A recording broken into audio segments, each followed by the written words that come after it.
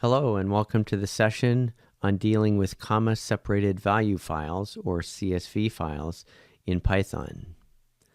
Python has a library called CSV for dealing with this type of file. For dealing with lists in this type of file, you can use the csv.reader function, which will attach a CSV reader to the file that you're attempting to read into your program. In order to write output, you will attach a CSV writer, and then you will perform a write rows operation to write the rows from your list. You can also deal with dictionaries using CSV library. In order to deal with a dictionary in a CSV file, the top row is actually the names of the columns that are part of what will become the dictionary. You will use the csv.dictionaryReader method in order to specify the file and the field names into which you will read your dictionary data. In order to write dictionary data into a CSV file, you will use a dictionary writer, provide the headers, and then write out the rows one at a time.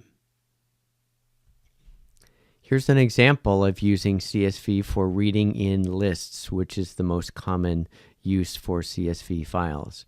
Reading CSV files requires you to import the CSV library first. Then you will open the file just as you do with any other file. In this situation, we are opening dev.in, the name of the file, as for reading. Once we've done that, we will attach the CSV reader to the file that we have just opened. At this point in time, the CSV library has read in the file and it has organized it into a list of lists. So the entire file is in a list, and each of the separate rows is going to be a list of items that were once separated by commas. If you want to then peruse or iterate through that list, you can use something such as a for loop in this example, where we say for device in CSV in, and all we would need to do in this situation, if we want to create our own list, is we would append that device to our own list of information.